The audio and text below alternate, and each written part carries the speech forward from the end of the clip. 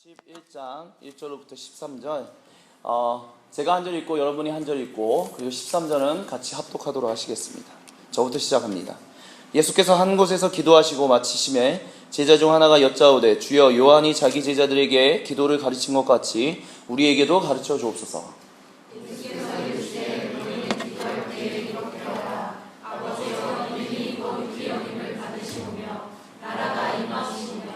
우리에게 날마다 일용할 양식을 주시옵고 우리가 우리에게 죄 지은 모든 사람을 용서하오니 우리 죄도 사하여 주시옵고 우리를 시험에 들게 하지 마시옵소서 하라. 또 이르시되 너희 중에 누가 덫이 있는데 밤중에 그에게 가서 말하기를 덫이여 떡 세 덩이를 내게 구워달라.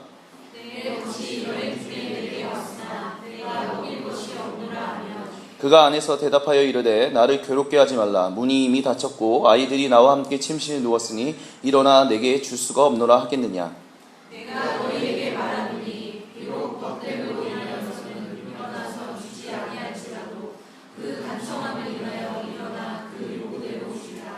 내가 또 너희에게 이르노니 구하라 그러면 너희에게 주실 것이요 찾으라 그러면 찾아낼 것이요 문을 두드리라 그러면 너희에게 열릴 것이니 구하는 이마다 받을 것이요 찾는 이는 찾아낼 것이요 두드리는 이에게는 열릴 것이니라.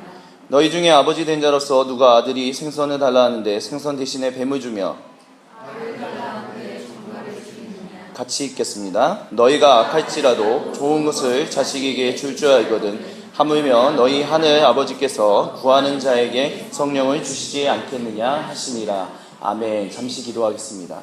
하나님, 우리가 주님 안에서 성도의 교제를 나눴습니다. 우리가 이와 같은 일들이 더욱더 우리의 삶 가운데서 그리고 우리의 예배 가운데서 더 풍성하게 일어나게 되기를 간절히 소망하고 원합니다. 그리고 이제 말씀 가운데 나아갑니다. 하나님, 인간 목사의 말씀 이야기가 증거되지 않게 하여 주시고 하나님의 말씀이 증거되게 하셔서 말씀을 전하기 위하여 이 자리에 서 있는 저나 듣는 우리 모두가 한 마음 한 뜻 한 생각을 품어 하나님과 진실한 교통의 시간을 갖도록 그런 축제의 시간을 가질 수 있도록 주여 우리와 함께하여 주시옵소서. 우리 주 예수님의 이름으로 감사드리며 간절히 기도드립니다. 아멘. 사순절의 두 번째 시간이로서 오늘 설교 제목은 어떤 분이 그러시더라고요. 설교 제목이 왜 그래요? 많이 해주시던데 아빠? 엄마? 라는 제목으로 같이 말씀을 좀 나누도록 하겠습니다.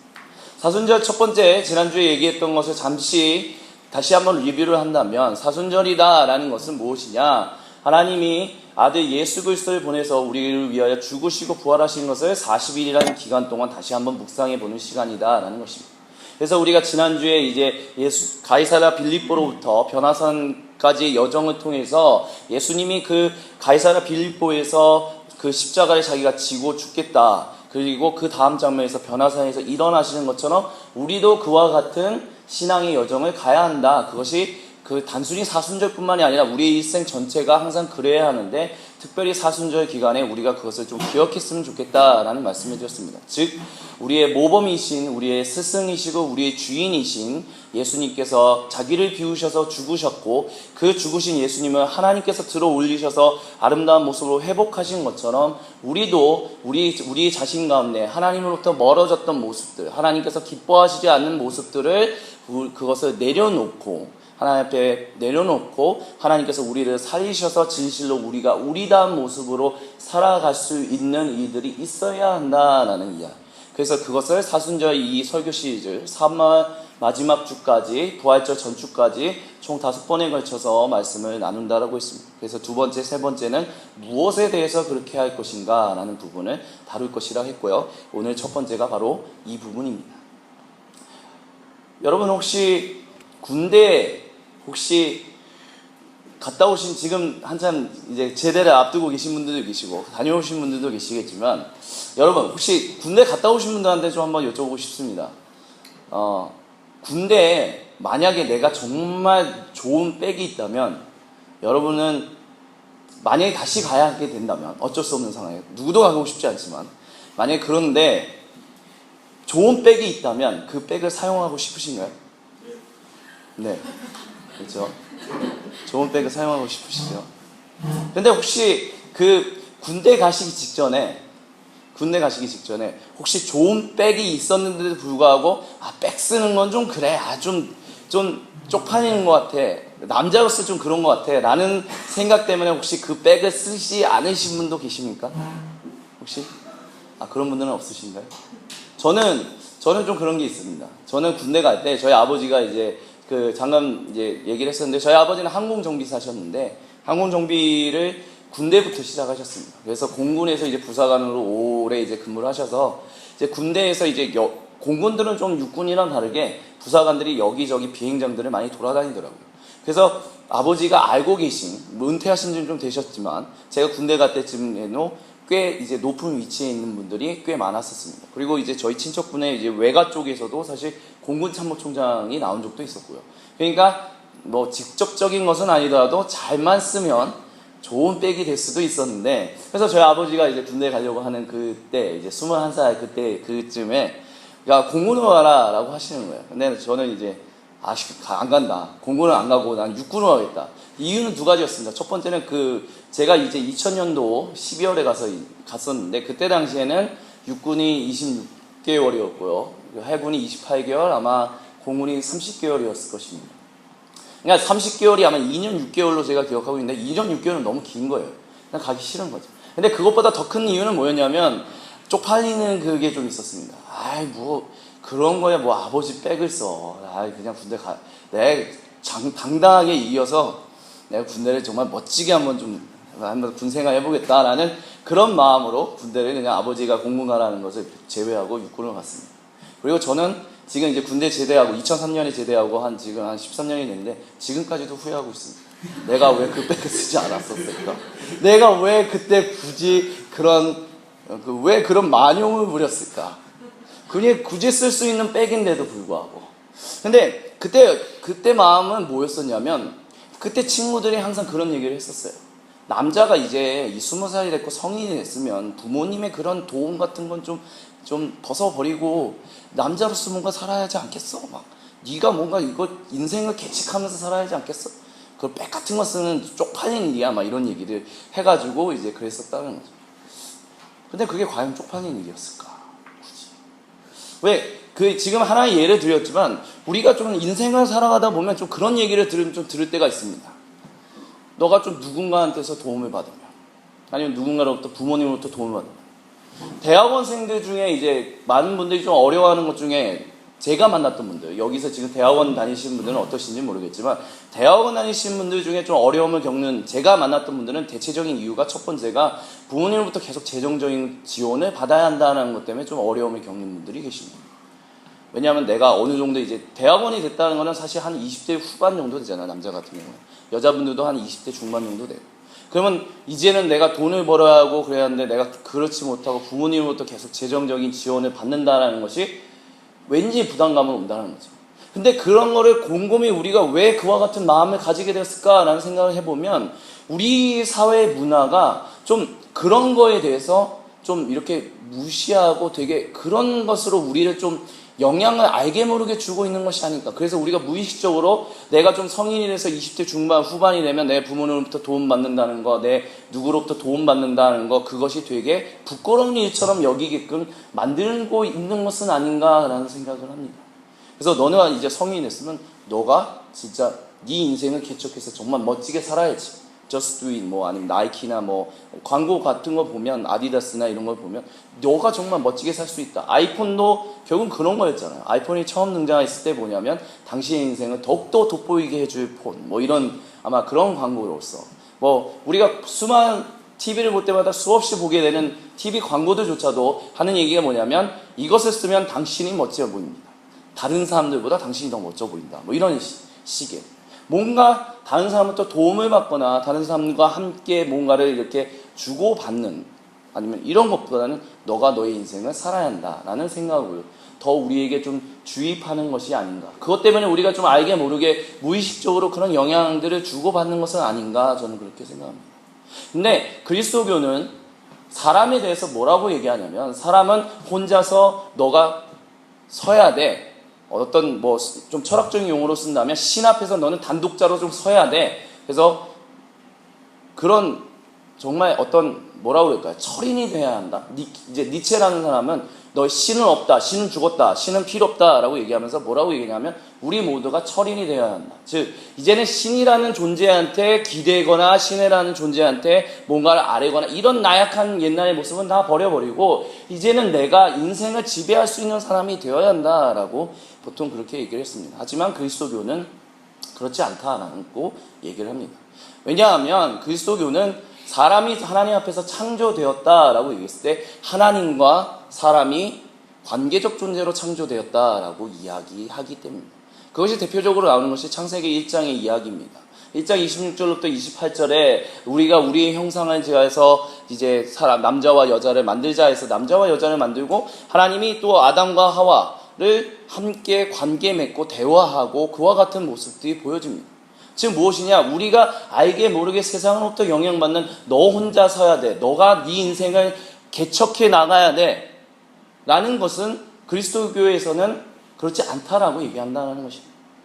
근데 개척해야 돼. 네 인생을 더 좋게 해야 돼. 이와 같은 영역들이 결국에는 지금의 우리가 많은 대학생들이 겪고 있는 그런 스펙 경쟁하고도 관계가 있지 않을까 저는 그렇게 생각합니다. 요즘 대학교 1학년은 대학교 1학년 가자마자 뭐 동아리 활동 그런 거 전혀 없다고 그러더라고요. 자격증 따야 하고 공부해야 하고 성적 좋아야 하고 토익 봐야 하고 토플 봐야 하고 계속해서 나를 개발하지 않으면 내가 이 회사에서 살아갈 수 없다.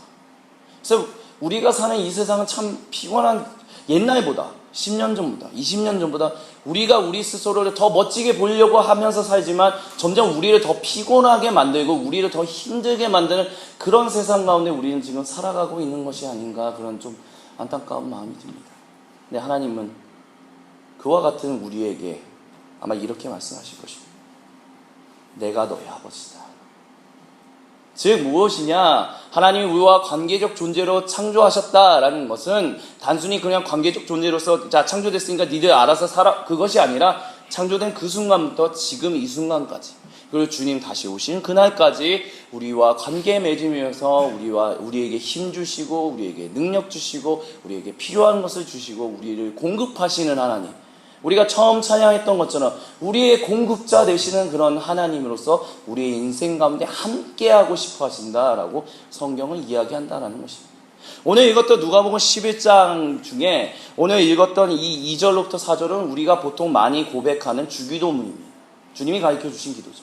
근데 조금 딱 보면 아시겠지만 우리가 보통 예배 끝날 때 읽는 그 주님이 가르쳐 주신 기도랑은 조금 다릅니다. 왜냐하면 우리가 보통 주님이 가르쳐 주신 기도로 이제 예배 마칠 때 이제 하는 그 주기도문은 사실 마태복음에 나오는 6개의 청원문으로 된 그것인데 여기는 5개만 돼 있거든요. 근데 글을 쓰시는 분들은 좀 아시겠지만 6개나 또는 5개는 그렇게 6개로 쓰여진 청원문과 5개로 쓰여진 청원문이 각각 작용하는 방식이 다릅니다. 지금 무슨 얘기냐? 우리가 보통 언급하는 우리가 예배 마칠 때 기도로 고백하는 6개의 청원문인 주기도문은 각각 3가지가 짝을 이룹니다. 어떻게 이루냐면 하늘에 계신 우리 아버지의 이름이 거룩히 여김을 받으시오며 나라에 임하오시며 뜻이 하늘에서 이루어진 것 같이 땅에서도 이루어지이다. 이 3가지와 오늘 우리에게 일용할 양식을 주옵시고 우리가 우리에게 잘못한 사람을 용서해 준 것 같이 우리의 죄를 용서해 주시고 우리를 시험에 빠지지 않게 하시고 악에서 구하소서라는 이 3가지가 이렇게 대조해서 이것이 연결된다는 것입니다.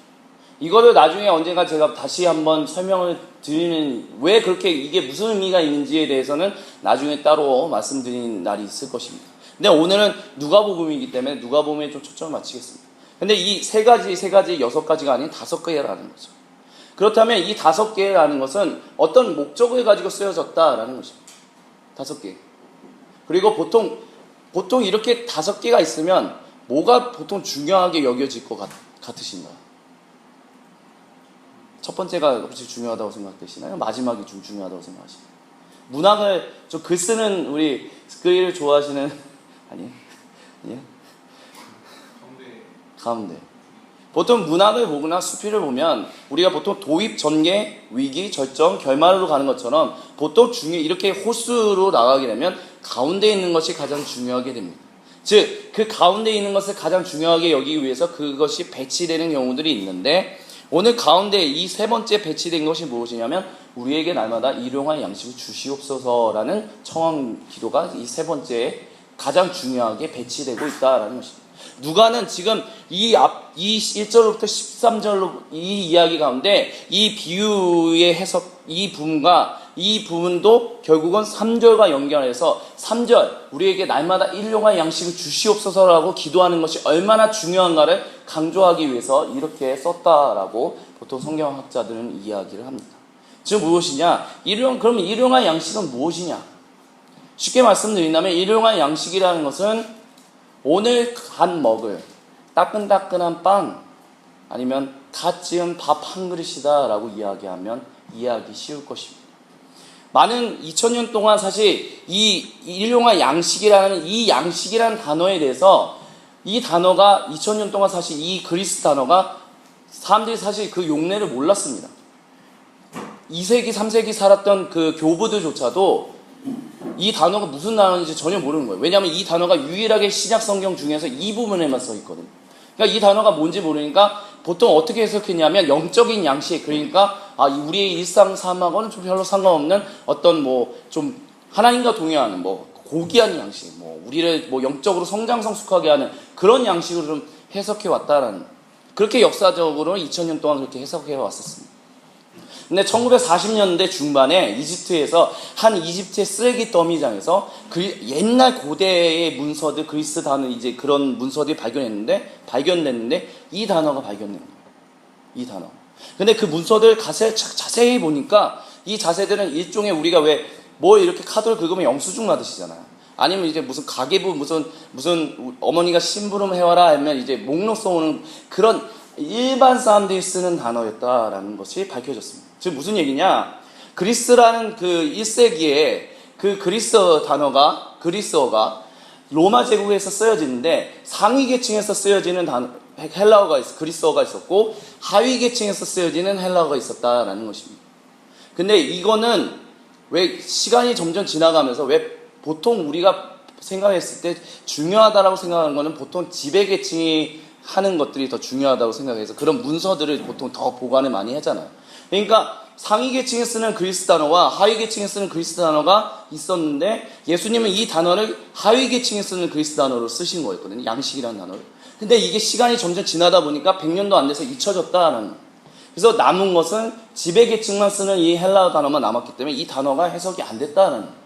근데 이 단어를 그 1900년도 중반에 확인해 보니까 이 단어가 뭐냐면 방금 전에 말씀드렸던 것처럼 그런 심부름 목록에서 나오는 거예요. 그래서 엄마가 아들한테, 엄마가 딸에게, 야, 너 오늘 가서 저기 시장에 가서 오늘 우리 밥 먹을 나온 따끈따끈한 그 빵 한 덩어리 갖고 와. 그거라는 것입니다. 아니면 우리 식으로 표현하면 어떻게 표현할 수 있을까요? 저기 우리 옆집에 가서, 우리 옆집에 옛날에는 좀 집이 가까웠습니다. 옆집 개똥이네 집에 가서, 야, 갓 지은 따끈따끈한 김이 모락모락 나는 그 흰 쌀밥 하나만 얻어와.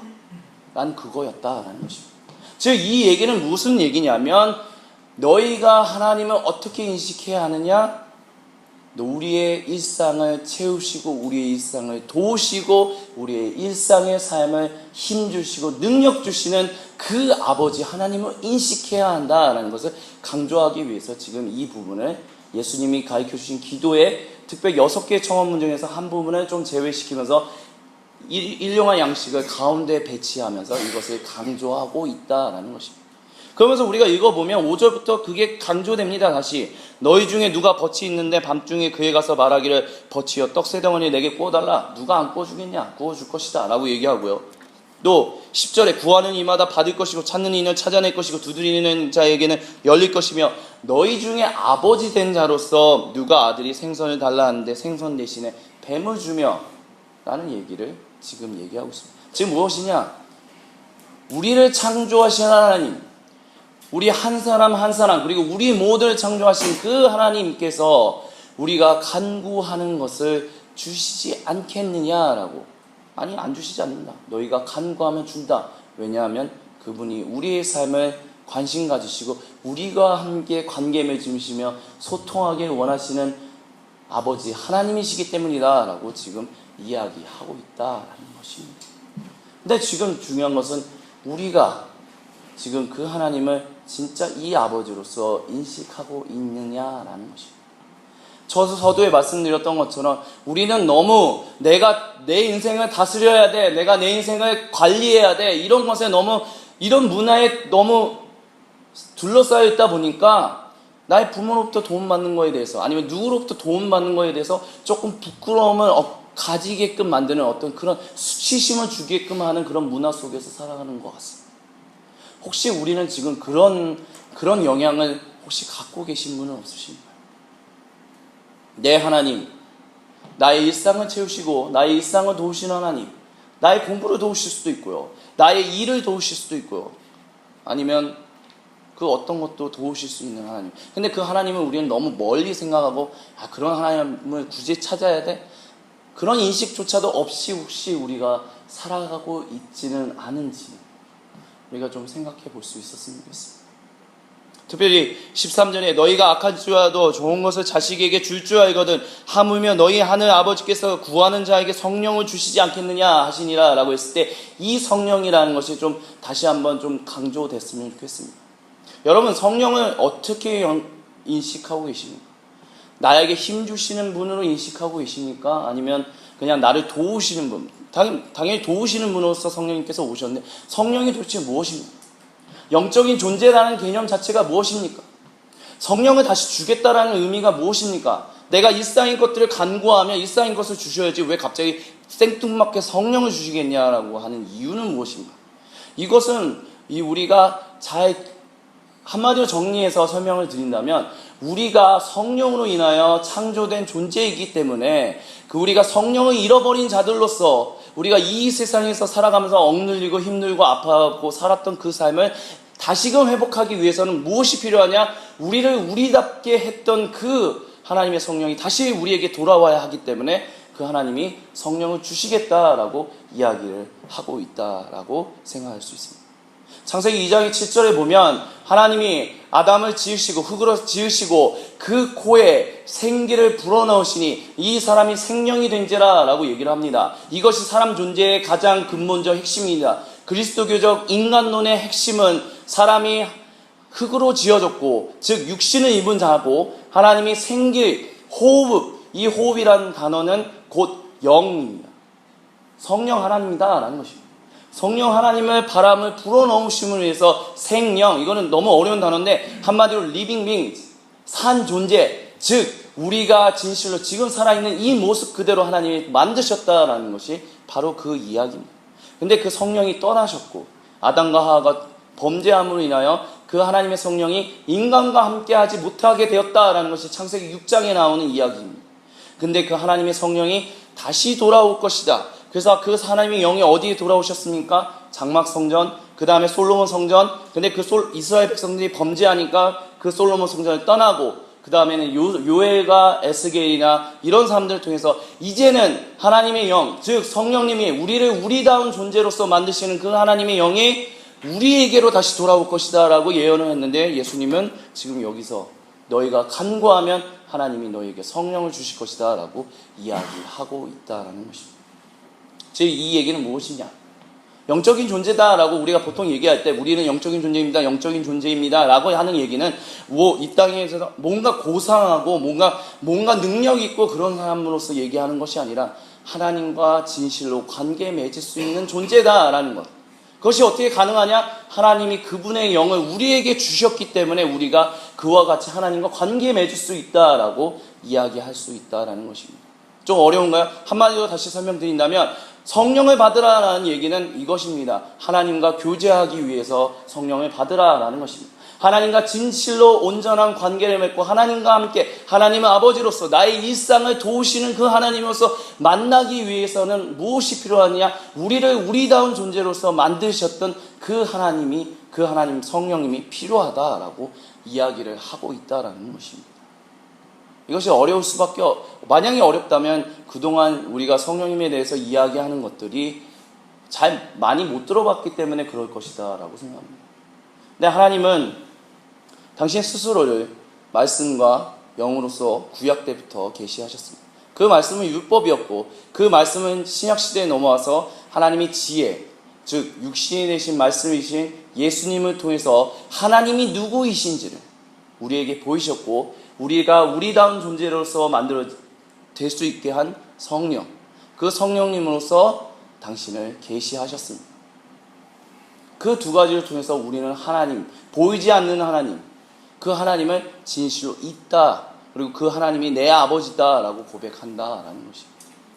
그렇기 때문에 우리가 하나님의 성령으로 경험하지 못한다면, 우리가 말씀을 읽지 않는다면, 이 말씀과 영을 동시에 붙잡지 못한다면, 성령 체험하지 않고 성령 충만하지 않고 내가 말씀을 더 알지 못한다면 하나님을 잘 알지 못하고 하나님과 온전하고 더 성숙한 관계, 진짜 나의 일상을 도우시는, 나의 공부를 도우시고 나의 친구 관계를 도우시고 나의 모든 것을 도우시는 그 하나님을 진실로 만나지 못할 수도 있다. 아니면 만나더라도 조금 얕은 단계로서 만날 수도 있다라고 이야기할 수 있다라는 것입니다. 말씀을 마무리 짓겠습니다. 무엇을 우리가 내려놓아야 하는가? 이 사순절 기간 동안 한번 무엇을 내려놓기를 한번 생각해 봐야 하는가? 내 인생을 내가 관리해야 돼. 내 인생은 오직 나만 책임질 수 있어. 그 누구도 도울 수 없어 라고 혹시 생각하고 계셨다면 그 부분을 혹시 하나님의 말씀 가운데 내려놔야 하지는 않을까요? 그리고 우리가 그것을 내려놓는다면, 내가 움켜쥐고 내가 내 인생을 책임져야 돼. 얼마나 피곤합니까? 얼마나 힘든 세상 살아가고 계십니까? 이 설교 시리즈 끝나면 제가 아마 그 다음 설교 시리즈로 아마 할 것이, 제가 지하철에서 만났던 분들에 대한 얘기를 아마 하게 될 것 같습니다. 즉, 이른 아침에 지하철을 타고 그 힘든 지옥철이라고 부르는 그 지하철을 타고 힘들게 직장 가운데 나가는 분들, 참 대단하신 것 같습니다. 지금 어떻게 그렇게 출근하실 수 있는지. 저는 이제 바로 제가 사택이 바로 옆이니까 그냥 걸어 내려오기만 하면 되는데, 그 일상을, 그 회사 가기 위해서 매 아침마다 그 힘든 지하철에 몸을 싣는 여러분, 아니면 학교를 가기 위해서 그 지하철에 몸을 싣고 그 버스에 몸을 싣고 있는 여러분, 저는 존경스럽습니다. 진짜. 근데 혹시 너무 우리를 힘들게 하고 계시진 않으신가요? 우리를 도우시는 하나님이 계시다라고 지금 성경은 이야기하고 있는데, 우리는 너무 하나님을 그냥 저 멀리 계시는 하나님, 주일에만 만나는 하나님, 일상의 월요일부터 토요일까지는 나랑 상관없는 하나님으로 너무 이렇게 조금 장롱 속에 이렇게 가둬놓고 있지는 않은지. 우리가 좀 찬양 한 곡 하면서 좀 같이 기도하면 좀 나았으면 좋겠습니다. 하나님, 내가 하나님 앞에서 지금 혹시 내가 하나님 내 삶을 도우시는 그 하나님으로 나에게 한 끼 먹을 수 있는 그 따끈따끈한 밥 한 그릇을 주시는 분이다 라고 얘기하시는 그 하나님을 나의 일상과 너무 무관한 분으로서 혹시 살고 있지는 않은지요. 그것을 내려놓고 이제는 나의 삶을 도우시고 나와 함께하기 원하시는 그 하나님께 나아가는, 그래서 그 하나님께로 나아가는 그런 사순절 기간이 되어야 하지는 않을까요?